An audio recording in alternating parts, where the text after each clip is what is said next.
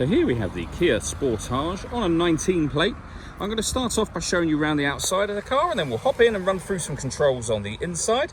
But from the outside, you can see it's a 5-door car with alloy wheels. Let's start off inside the boot and then work our way around the rest of the car from there.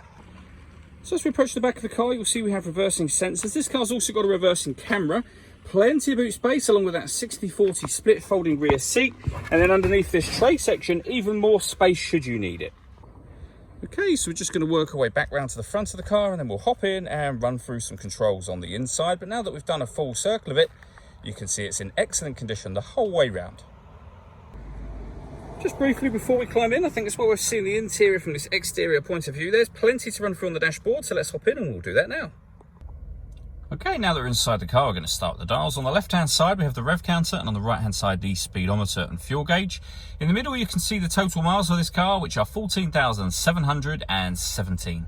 Above that, we have a digital readout for the speedometer currently being displayed, but you can change the information that's displayed there. So you can have various bits of trip computer and fuel economy information. There are other menus available as well. So satellite navigation, your tyre pressure menu, your user settings, and then back round to the beginning again. We're back out to the steering wheel. The buttons I was using just a moment ago are here. We've also got cruise control and speed limiter over on that side of the steering wheel as well.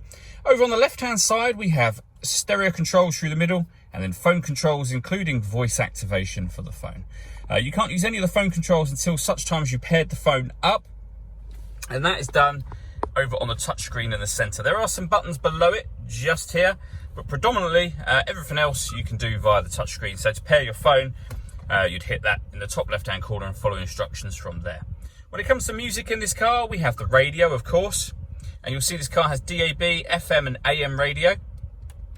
You can go back to the home screen.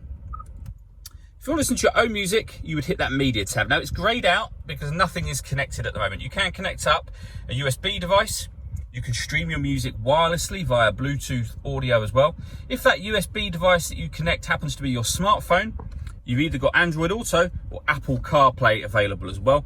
This car also has satellite navigation. There's a full video that shows how that works, which you can find on our website and also on our YouTube channel as well. And if I pop the car into reverse, you'll see the full color reversing camera with guidelines showing you what direction the car is headed in relation to the image that you see on the screen. So it does make it very easy to park this car.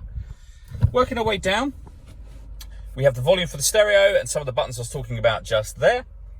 We then have dual zone climate control, so you can adjust the passenger temperature, the driver temperature, the fan speed up and down. You can determine where you'd like the air to be redirected once it enters the vehicle. All of the settings that you've adjusted will all show at the top of the screen just here. So passenger, driver temperature, fan speed and direction of the air. Once you're happy with those settings, this button turns the air conditioning off in this case, or back on again, or you can hit auto. The car will now take control of the fan speed and the direction of the air to make sure it maintains the temperatures you've asked for, and you can hear it doing that now.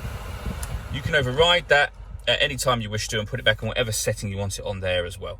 For those colder days, we have a heated driver and passenger seat, both of which have 3 different heat settings each.